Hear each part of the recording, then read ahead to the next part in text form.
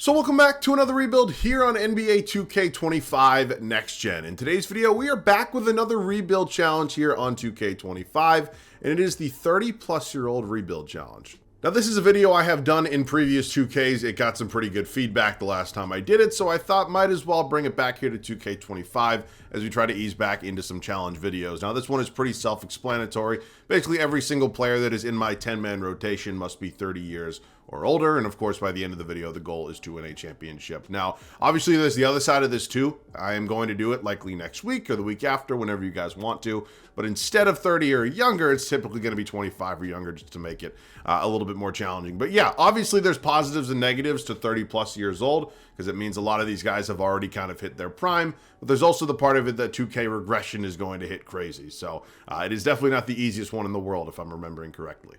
As always, let me know any other video ideas down below in the comment section, whether they are challenges or series, historic rebuilds, whatever they may be. Make sure to let me know all that you guys want to see it down there in the comment section. So I know we haven't done challenges every week since the start of 2K25. I do want to get back into them. They are some of the most popular videos that I put out on this channel. I know the majority of you guys really like them. So anything and everything you guys want to see, let me hear it all down below in the comment section. Always really appreciative for some of the ideas you guys come up with. And yeah, I'm excited for this one today. Let's get into it. So as we usually do for these rebuild challenge videos, we're going to be doing this one in a fantasy draft style. I forget, honestly, if I mentioned that in the intro or not. But yeah, we'll randomly go ahead and select a team. Of course, go ahead and do a fantasy draft. And I'm actually going to make my first 3 picks. I know there are varying opinions on whether you guys prefer I make a couple selections or go ahead and just simulate the entire draft. I got a little bit of feedback the last time I did a fantasy draft, so if any of you have any more opinions or comments, let me hear it down below. So yeah, we're going to scroll through these teams. As you can see, my eyes are closed, and we are hopefully going to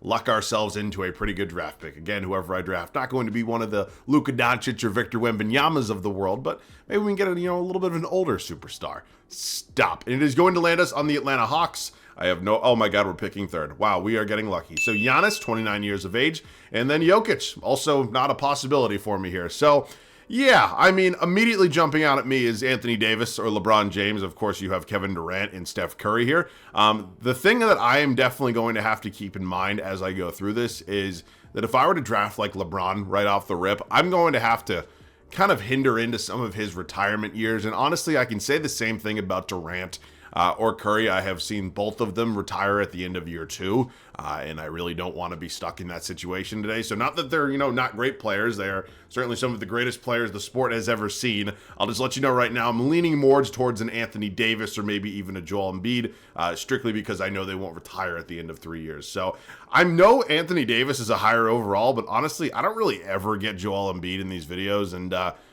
I kind of want him. Hold on a damn minute. I want him in this game to maybe be the face of this franchise right now. So I don't know. I'm not getting into a pissing contest about who's the better player right now between AD and Embiid, but I'm gonna take him. I'm gonna take Embiid here. I am. So he's 30 years old, obviously on the dot. 30 or older is the challenge, I guess, if you will. We obviously got super lucky going ahead and getting that 3rd overall pick, but we're going to make 3 selections right now. Again, we're not going to be getting a superstar with our later 2nd round pick, but we will obviously try to get somebody to pair up next to Embiid that can make a little bit of an impact. So Vucevic obviously jumping out at me doesn't make a lot of sense just because we obviously have a center. Drew Holiday, James Harden here, but mid-30s is somewhere I'm kind of trying to stay away from because that's when the regression really starts to get bad. Like, Embiid's likely not going to regress at all throughout this 3-year rebuild, but, somebody like a Holiday or a Harden probably would. So, yeah, it's not going to be a great list. I mean, a guy like Bradley Beal is sitting here, again, going to regress, but is only 31, so maybe not as hard as some of these other guys. CJ McCollum is jumping out at me as well. Chris Paul definitely probably off the table for me. So, you know what? I'm going to go ahead. And I honestly think that Bradley Beal is going to be my guy. Now, would I take Holiday or Harden over him right now? I don't know, maybe. But we're going to go ahead, take Bradley Beal, whether we play him at the 2 or the 3, obviously still to be determined. But welcome to the team. And now we're going to make one more selection. We're off by 1 year on Zach LaVine, which kind of sucks. Of course, we can, as things progress through the video and players get older, we can obviously add some of the guys who are 28, 29 years old right now. But as of now, it's not great. I mean, Vucevic and Gobert are obviously centers. I mean, Norman Powell isn't a terrible option, but maybe CJ McCollum makes a little bit of sense, right? I mean, he's one of the better options here that is 30-plus years old. I mean, Schroeder also here. Wiggins is 1 year off. Yeah, I don't know. We obviously are going to have to make some trades as well. That kind of goes without being said. The CPU is not going to draft me all 30-plus-year-old players. I wish it would. I'm going to take CJ, which means we'll likely just play Bradley Beal at the 3. Again, it's his listed position. Maybe he's more of a natural 2, if you will, but end of the day, it is 2K. It doesn't really end up mattering too much. So that's going to be my final pick. I'll see you guys with this full team. All right, let's dive in, take a look, see how 2K did with the rest of the draft. Of course, we made 3 picks, that being Joel Embiid, Bradley Beal, and CJ McCollum. All 3 guys that are, elite at scoring the basketball. So hopefully there's a little bit of defense in here. Immediately, I am noticing that a lot of these guys are 29 or younger, which of course is not something that is going to help us out in this video. So we are going to have a few major trades before we kick off year 1. Without a doubt. So you got Bobby Portis Jr., Ty Jerome, Aaron Nesmith, Grayson Allen, Jake LaRavia. Hypothetically, could keep Patrick Beverly if we wish. Could also keep Kevin Love, Jalen Williams, Landry Shamet, Cam Reddish, Sasha Vesnikov. I believe I'm pronouncing that right.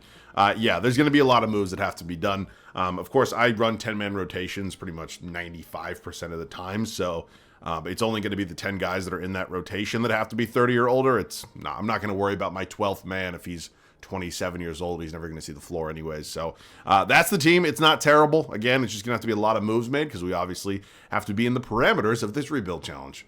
Our first trade of today's video is going to come with the Philadelphia 76ers. Now, Fred VanVleet was a guy that I was maybe considering for a second before we drafted CJ McCollum with our 3rd pick, but ultimately decided against it, and now the 76ers are willing to deal him to me for Bobby Portis Jr. and Jake LaRavia now, both of which are solid players, could have both been impactful on this group if Portis was 1 year older and if LaRavia was 8, but unfortunately they are not. Fred is 30 on the dot, and I believe should have a team option after this year for about $42.5 million. Well, it's actually about $45 million-ish dollars, but we'll obviously figure that out as the video progresses. Not a realistic rebuild anyways. Along with that, getting a first-round draft pick. So definitely not the worst deal in the world. So that gives us our point guard, which is something we were desperately searching for.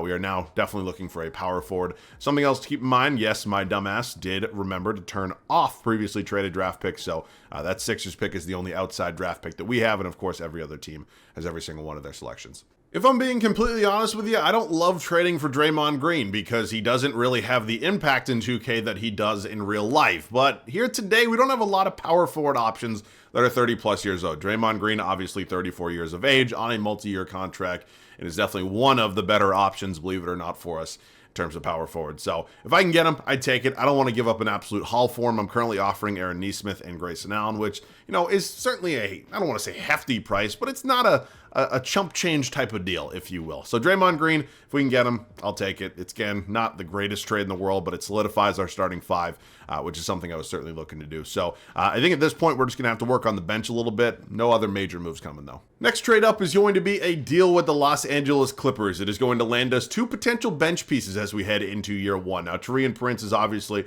a nice addition, a guy that can, of course, space the floor. Now, Derrick Rose is, of course, retired in real life, but here in this fantasy world scenario, he is not. So we'll address our point guard spot and figure it out. We do have him and Patrick Beverly currently there, so obviously don't need both of them. Maybe could move one of them to the shooting guard spot, but I think there are better options. So in this deal, Jalen Williams and Sasha Vezenkov are going over to LA along with a 2029 second-round pick. Again, Prince on a 1-year deal, so maybe not a 3-year option for us, but is a good plug-and-play for at least 1 season. We're going to see if we can swing a deal here with the Charlotte Hornets and pick up Andre Drummond. Now, he would obviously be a welcomed addition, and again, our options, given our financial situation, are pretty limited right now. So he's 31 years old as a $5 million player option entering next year, and Cam Reddish is certainly somebody that we could consider moving for him, so they are not interested. Now, I don't want to give up firsts, and that's strictly because it's a backup I'm trading for, so I'll do the seconds. Okay, that's fine. Welcome to the team, Andre Drummond, which means Kevin Love probably moves back to more of his natural position at the power forward spot anyways. And I believe at this point we have 9 out of 10 figured out. Ty Jerome still has to be moved. Honestly, we're good here. We're pretty much good everywhere from the 3 on. So, I could go ahead and maybe move one of Beverly or Derrick Rose to the 2, but I'd rather just go ahead in trade Ty Jerome because 1, he's an expiring contract. I obviously can't bring him back. And then 2, it just doesn't really make much sense for either Derrick Rose or Patrick Beverly to play the backup shooting guard spot. So I'll obviously hang on to one of them. Actually, I'll probably hang on to both of them, and then we'll figure out what we want to do next offseason. Or, well, maybe I'll try to get a draft pick if possible. But certainly have to find myself a backup shooting guard that is, of course, 30 years or older right now. So, I mean, the problem with trying to trade Ty Jerome and Landry Shamet for a 30-plus-year-old backup shooting guard is that a lot of the guys that are at least relatively good in the NBA that are 30 or older are making real money, and obviously Jerome and Shamet are not right now. So I've had a couple different trade offers for Russell Westbrook. He's certainly better than, Derrick Rose or Patrick Beverley at this point, but again, it's a similar thing. I just don't really think he fits as a shooting guard. Al Horford, not even really close to a shooting guard, certainly fits our age requirement. And yeah, this is kind of what I've been dealing with and throughout the 15 plus minutes I've been recording so far. Just finding guys whose age, I guess, kind of fits into the threshold that we're looking for. So Reggie Jackson, oh good lord. Yeah, these are not great options for me, if I'm being completely honest with you. Oh, man. All right, TJ McConnell, but I have to give up a draft pick. Honestly, Cameron Payne's like 6'3". It's not terrible, and then I can do this and fuck it. Cameron Payne can shoot the ball a little bit, I guess. And again, it's not going to be perfect, and it is certainly something we can fix next offseason. But as of now, Cameron Payne going to go down 1 overall if I move him to the shooting guard spot. It's not a perfect fit, but it's what we got. And then I think I know for a fact that Derrick Rose and probably Patrick Beverley will both retire after this season. But if I can get a draft pick of some sort, I'm going to take it because he's not going to play. I don't really think there's a right or wrong, but Beverly's just 2 overalls higher, so I'll hang on to him for now. So again, I'm not looking for the world here. If there's a draft pick out there that could be traded for, like, thank you very much, Charlotte. Fine by me. And I'm going to do the same thing here with Sam Hauser, who, of course, is not going to be in the rotation. Now, he has an extension, so I could hang on to him and then trade him, but that feels a little cheesy. So, again, if I can trade away Sam and his $2 million annual salary right now for another draft pick, I'd be more than cool with it. So, anybody? Any offers? Any buyers? No? Nobody? Okay, well, that kind of sucks. Is there any 30-plus-year-old that is on a multi-year deal that I could potentially land in a trade? Otto Porter. Well, he's 2 years, so again, this deal kind of sucks, but it's fine. At least he's 30-plus years old. All right, we are now officially all set, and yeah, let's set this old-ass rotation. I'm honestly not really sure how to feel about this team. One side of me says that we have a starting 5 of 30-plus-year-old players that are all pretty damn good. Now, are they all the best of the best at their position? No, I wouldn't go as far to say that, but it's pretty damn good for a year 1 here in a fantasy draft. Now, here's how it's going to look. It's Fred VanVleet, TJ McCollum, Bradley Beal, Draymond Green, and Joel Embiid. I'm just hoping that this is enough to compete in the playoffs. Bench unit is not great, to say it nicely. Patrick Beverley, who's, of course, out of the NBA right now entirely, going to be playing 20 minutes a night as my 6th man. You got Andre Drummond behind him, Cameron Payne playing the backup 2-guard spot, Taurean Prince the backup 3, and Kevin Love moves to the backup power forward spot to backup Draymond. So, yeah, that's the team. It's obviously an old team, and as things stand right now, Otto Porter is sitting here as our 11th man. He is 30-plus years old. Not that that's a requirement for a guy that's not going to touch the floor, but just in case. So just so everybody is, clear and on the same page, I only have 11 rostered players right now, which means 2K is going to automatically sign me at least 2 or 3 as this video progresses, and they'll be on the team at the end of year 1. They're not ever going to be in the rotation. So let's see what happens here at the end of year number 1. Now, year 1 is over, and I'm not going to lie to you. It didn't really amount to much. All that veteran experience we had, nope, didn't get the job done. We were 41-41 on the dot. We were literally as mid as you could possibly be. Now, is that good enough for a playoff spot? I don't really know. We'll find out together. Now, Nikola Jokic is in a Milwaukee Bucks jersey. That is a scary thought. He is your MVP. Donovan Clingan, Rookie of the Year. Okay, interesting. Josh Giddey, 6th Man of the Year. He's in Orlando. You got Wemby in a Dallas Mavericks jersey. I'm just picturing the possibility of just thinking about what him and Luka. I know it's a fantasy draft. I know Luka's not there, but just imagine what him and Luka could do on a court together. Yeah, I think my Celtics would have lost the finals last year.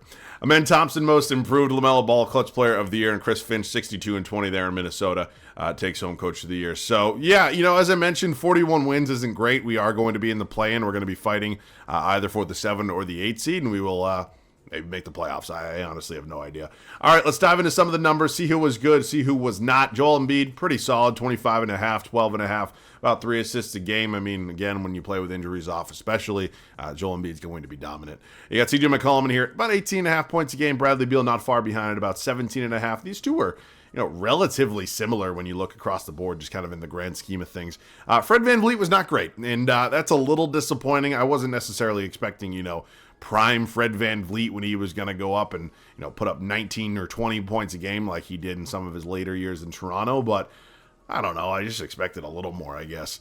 Cameron Payne, Draymond Green, again, nobody really expects him to score, but you can see he does a lot of things well. Andre Drummond, Patrick Beverley, Kevin Love, and Taurean Prince. Now, the rebounding department is going to be Embiid, and assists is Draymond. How many teams can say that their power forward leads them in assists? Okay, so we are fighting to likely get our ass kicked by the 1 or the 2 seed. Now, it is us in Toronto here. Anthony Simons, Anthony Edwards, goddamn. Bojan Bogdanovic, Jalen Johnson, Rob Will. Here goes nothing. Can we end up getting this one done? And we cannot, which means we are going to be fighting for the 8 seed now and the opportunity to play Nikola Jokic and the Milwaukee Bucks in round 1. Let's see, who is Orlando working with? Jalen Brunson, Jared McCain, Najee Marshall, Anderson, Jared Allen. Pretty good. I think we may be a little bit better, but they are definitely pretty good. And we lose.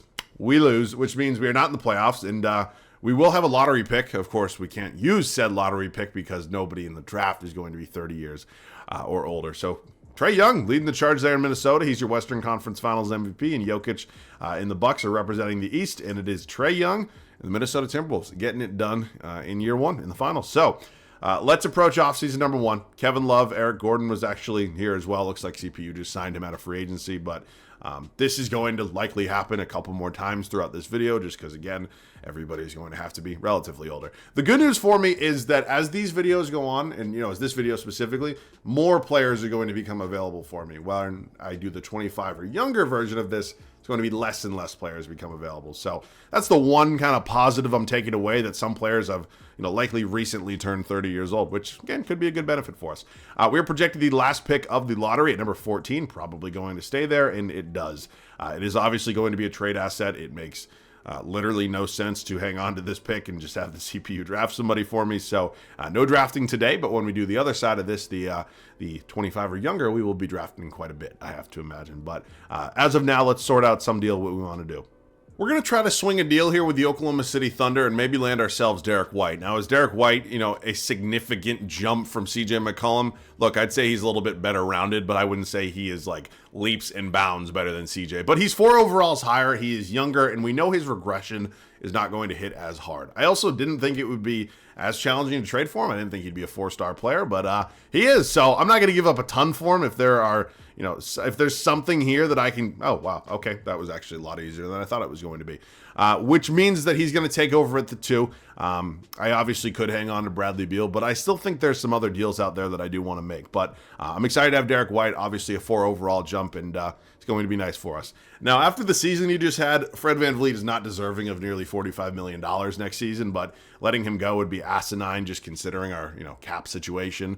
So we're going to bring him back. Andre Drummond chooses to enter unrestricted free agency, and we are certainly going to be working. Ooh, Micic is actually only 31, and it looks like he was an auto-generated signing, so I'll actually qualify him. I'm not saying he's going to be, the perfect fit for us, but I'd like to bring him in.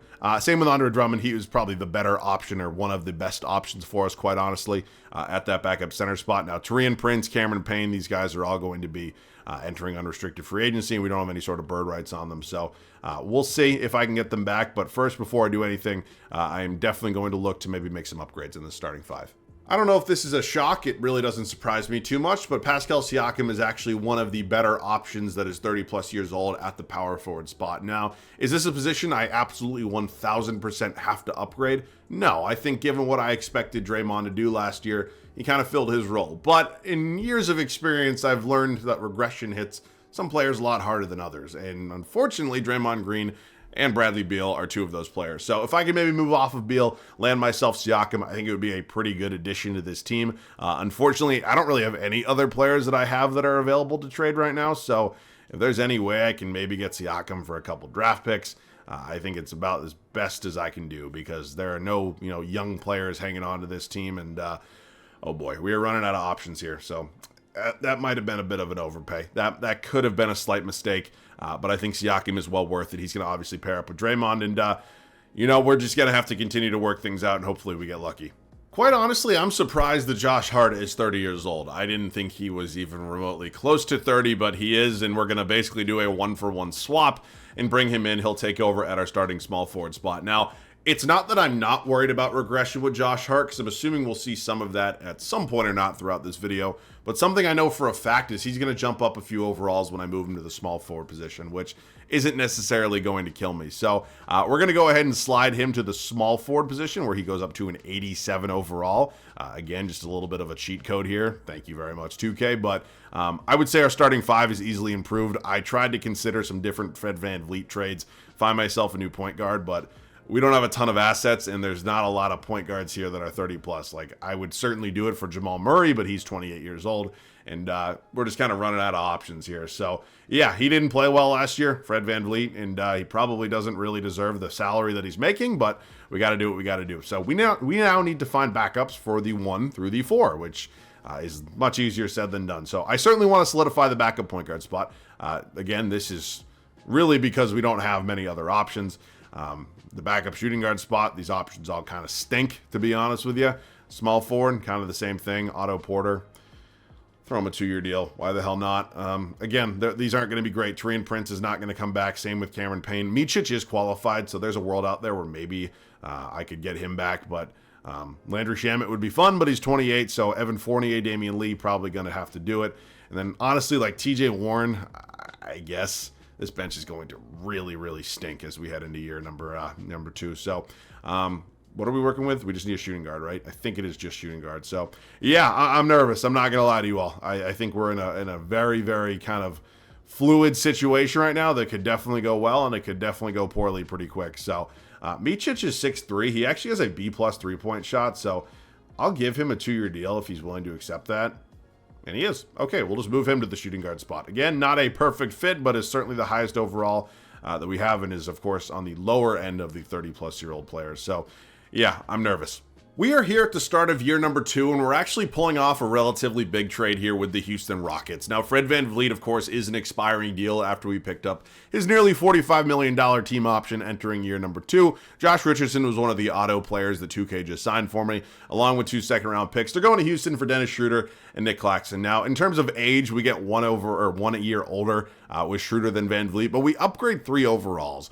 Of course, Nick Claxton's in this deal as well. That is strictly to make the money work. And what I'm planning on doing with him is trading him for somebody who's 30 plus to improve this bench, because it sucks right now. And the regression was not very kind.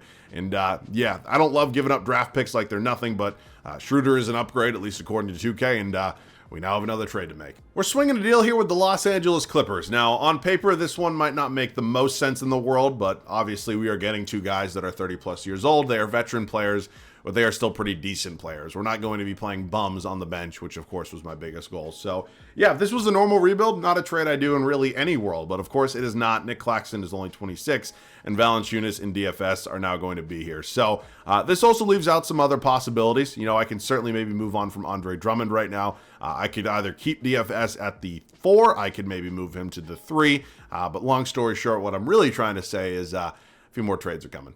Not sure why the Denver Nuggets are willing to do this, but they are. Andre Drummond was obviously one of the better bench pieces we had as we kicked off year 2. Of course, things have now changed pretty rapidly, and he is no longer really needed here. So him, Seth Curry, TJ Warren, all going to Denver, and Grayson Allen, who of course was an old friend at the start of this video, but of course is now 30 years old, is going to be back here with this team. So looking at the rotation, it's going to be Schroeder and Morris. The shooting guard spot is obviously going to be Derek White. Now behind him, I could keep Allen here. I could also maybe play Micic, who, yeah, regression was not very nice too. Small forward spot also could keep Otto Porter behind Josh Hart, and then I could just keep DFS. Actually, that's what I'll do. That's the way I'll do it, because honestly, I think I'd rather play Otto Porter 10 minutes a night than Vasilij Micic. So yeah, I guess we're done with trades for now. This was a very interesting start to year 2.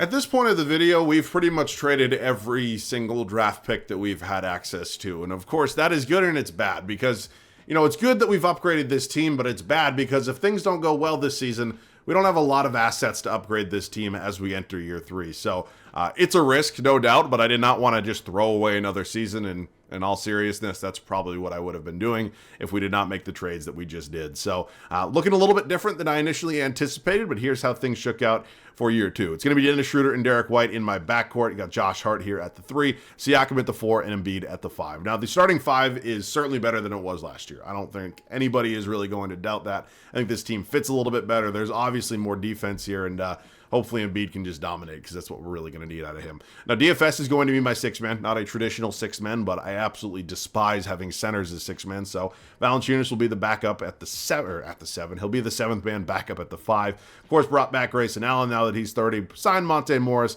And yeah, Otto Porter going to be playing 10 minutes a night at the backup 3. So it is what it is. You know, I think this team's definitely better than last year's. Is it good enough to win a championship? That I'm not really sure of, but we'll find out together. We were hoping year 2 was better. I actually think I'd like to rephrase that and say we were praying year 2 was better, and thankfully it was. We go 63-19, which I don't know if that feels fair. Maybe it feels like it's, you know, on par, but it feels like maybe we exceeded even my expectations and hopes and dreams. Just a little bit. Now, Luka Doncic, he's in Charlotte. He's your MVP. Got Cooper Flagg winning Rookie of the Year. Giddey's your sixth man once again. Wemby, your depoy once again. Scoot Henderson ends up winning Most Improved in New York. SGA, Clutch Player of the Year. And Quinn Snyder, our head guy, is your Coach of the Year. Okay, we are the 1 seed. We go from missing out of the playoffs after being a play-in team to being the number 1 seed in the East and having the best record in the league. So, who knows? Maybe this is our year. I'm certainly hoping that is the case. Embiid was dominant. Pascal Siakam, Dennis Schroeder, Derek White, Valanciunas, Hart, Allen, DFS, Morris, and Porter.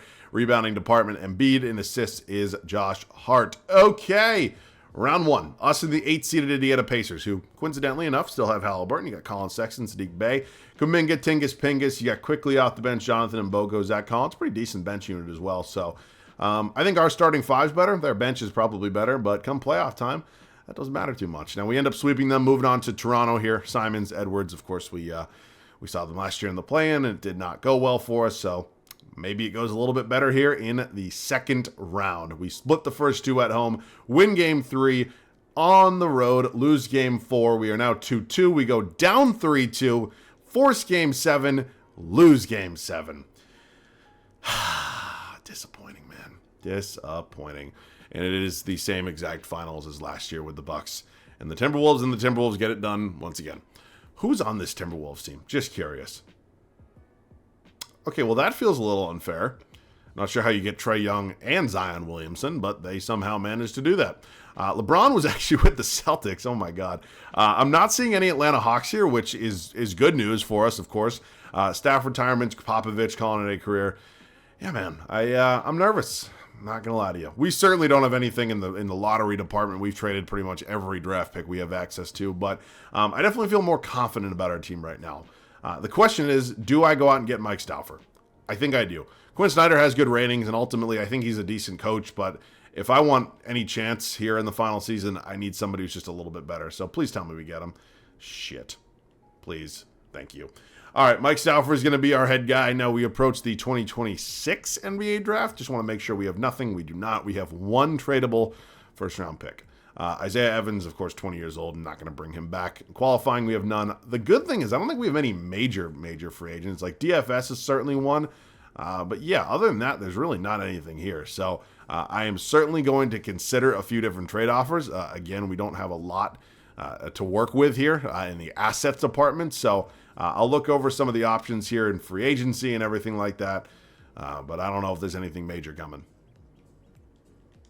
Oh, shit. Wow, that went through. Okay, well, we made a big trade, and it's a trade that I'm not sure is going to end up working out super well for us, but you know what? I thought we haven't even made an Eastern Conference Finals yet, and I'm hitting the panic button a little bit. So we just went out and got ourselves one Damian Lillard, who last year was not great, you know, from Dame standards, but he's still Damian Lillard at the end of the day, and him, Derek White, are the same overall. I'm sure Dame will regress a little bit, but ultimately he's an upgrade with this team, whether you want to admit it or not. So he is going to start at the 1 for us, which means Schroeder is now eligible for a trade. We could find one for him. Obviously need a shooting guard. I also went out and signed Kenrich Williams, who for God knows what reason is listed as a center. He will likely just move to the backup power forward spot now and replace DFS. So yeah, I mean, at this point, we also have to find ourselves a new backup small forward, so we have a lot of work to do, but I definitely need to start out with trading Schroeder and, yeah, the 2 second-round picks I have available to myself right now. So I need a shooting guard of some sort. Devin Vassell would be perfect. Unfortunately, he's just not nearly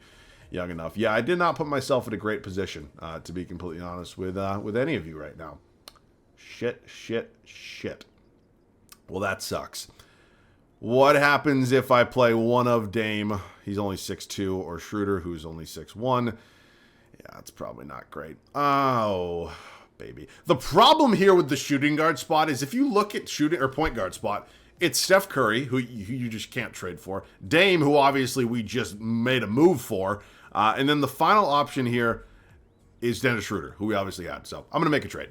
We are signing Dante Exum to a one-year contract. That is the move we have made as of now. Heading into year number 3, obviously we are still undecided about what we want to do at the starting shooting guard spot. And if I'm being completely honest with you, I am banking on 2 things right now. Because we're going to sit at the start of year 3, and we'll likely do what we did a season ago and make a big trade before we kick off the final regular season. Because honestly, there's only 3 point guards that are really tradable. And obviously I went out and got one of them. The shooting guards, it's not a lot better. And it sucks, but it's the reality of the situation. Like, there's a few more names here, like Derek White, we could maybe try to get back. I highly doubt it's going to be possible. But what I'm going to do is I'm going to sim to the start of year number 3. Maybe a few guys who are currently 29 turn 30, and we'll just go from there. Okay, we pulled off a trade and added ourselves Mikal Bridges. Holy shit. Okay, so it was Schroeder, the 1 first-round pick we now have access to, of course, because we're at the start of a new season, and then every single second-round pick we had remaining. And if you are wondering, yes, I probably should have foreseen the fact that Damian Lillard was going to have some, crazy regression. Yep, I know it was a risk when I made the deal, but I needed just a big game player, and Damian Lillard has obviously been that his whole career. So, yeah, this team is still not great, if I'm being completely honest with you, but it is what it is. Here goes nothing. Let's set this rotation. I am just hoping that somehow, some way, we have found a team that 2K really likes and can put us through to not only the Eastern Conference Finals, but to the NBA Finals, and hopefully reward us with a championship. Now, would I say I'm super confident in that possibly happening? No, I wouldn't go that far, but I think, again, same alert last year, this team fits together really, really well, and I'm just hoping Dame can turn back the clock a little bit, because that is what we are going to need if we are going to achieve the goal of this video. So him and Mikal Bridges now paired up in the backcourt. Of course, Bridges, whoops, not what I meant to do, is now 30 years old. Still got Hart here at the 3, Siakam at the 4, and Embiid, who has regressed a lot more than I thought he was going to. He started out as like a 94. He's now a 90, but good work, 2K, I guess. The bench is not great. It's Grayson Allen, Jonas Valanciunas, Kenrich Williams, Monte Morris, and Dante Exum. So it is what it is. I guess another thing going for us is we have a new head coach with Mike Stauffer, who obviously throughout the years I've had quite a bit of success with. So final season, final chance. I'll see you guys at the end of it. I like to think that I'm always honest with you guys about how I, end up making decisions and how they end up going. I don't really try to cover my ass too much, but I will try to explain to you my thought process. And yes, I'm getting ahead of the obvious that this season was not very good. We went 49-33. Are we out of it? No, but are we likely to win a championship? Probably not. My thought process was that I needed a superstar, quote unquote. And of course, that was going to be Damian Lillard. I assumed he would be like an 86. At the start of year 3, of course, that was not the case. So I'm not saying he was the problem. There are, of course, many other problems with this team, but it's the boat we find ourselves in. We still got to fight for a championship. Jokic wins his 2nd MVP of this video. Cameron Boozer. Trae Young is a 6th man in Phoenix. Okay. Wemby, just an alien. Jalen Tyson, most improved. Steph Curry, clutch player of the year. Doc Rivers in Milwaukee, your coach of the year. So it wasn't good. There's no way to sugarcoat it. I mean, luckily for us, the East isn't like super great. So we are a 4 seed. We'll have Brooklyn in round 1. But yeah, I mean, it is what it is, right? I mean, we take risks in these videos. And honestly, Dame wasn't really the problem. I mean, looking statistically at it, it wasn't a terrible season out of him. Embiid, Siakam, Bridges. I mean, I'm not really, there's nothing. I mean, Embiid's obviously a little low in the scoring department, right? When was the last time he scored 20 points a game? Pretty much the 2016-17 season. So nothing is jumping out at me immediately. Maybe the team just doesn't fit as well together that I hoped it would, but it is what it is. Here goes nothing. It is Garland, Booker, DeBansta, Collins, Jackson. Holy shit. Really? Not my favorite matchup for round 1. We are up 3-0, though. Okay, they do win Game 4 on their home floor and Game 5, and we're into the 2nd round. Okay, obviously the Bucks have gone to the finals every single year of this video, so I am hoping this is not the end of the line for us. But it's possible because Nikola Jokic is really good. He has Harden and Jalen Green in a backcourt. I don't really know how this one's going to go. We quickly go up 2-0, though. Okay, this is weird. No. Thank you. We're in the East Finals for the first time in this video, and we are taking on the New York Knicks, who have Scoot Henderson, Amen Thompson, I'm just going to, go out on a limb and say that backcourt's probably not great shooting-wise. Ken Whitmore. Oh, Jason Tatum's here as well. That's cool. This might be the end of the road for us, my friends. I'm not going to lie to you. We're up 2-1. 3-1. And we're in the finals here. What the hell are you doing, Joel? I mean, good God, man. I don't know why I should have drafted Anthony Davis. All right, well, the Sacramento Kings are our opponent here in the NBA Finals with Cade Cunningham, Podziemski, Sensabaugh, Kuzma, Sabonis, Vucevic. Market it. What is that fucking bench? I mean, give me a break. Come on. Okay, well, I have thought we were going to lose for the past 3 series, and what? Right? I don't know. 18% from 3, Joel? I don't know. I don't know. I've been recording for well over an hour. I don't know how long this video is going to be. I have to imagine it's decently long, but I'm happy, obviously, but surprised would be the correct term, right? We won 49 games. It wasn't necessarily anything close to a dominant season. It was a pretty dominant playoff run, but I guess for the first time all video, that veteran experience really kind of kicked in when it mattered most. So, yeah, this challenge, this is the second time I've had this feeling at the end of this video. I think I've done this for the past 2 or 3 years, but I always just remember how hard this really is once the video wraps up. So, it's kicked my ass in the past, and it kind of did today, but of course, I guess I'll just say we got a little bit lucky to wrap this one off, and of course, ending it with a championship was the main goal. So I enjoyed it. Of course, the challenges are supposed to be challenging, so I guess that is the whole point of it. So that's going to do it for me in this one. Let me know any other video ideas down below in the comment section, whether they're challenges or series or historic, whatever it is you guys want to see. I'm always down to do whatever. Definitely happy to be back doing challenges, though. So I hope you guys enjoyed this one. As always, thanks so much for watching. I love you guys. I'll catch you guys all in the next one.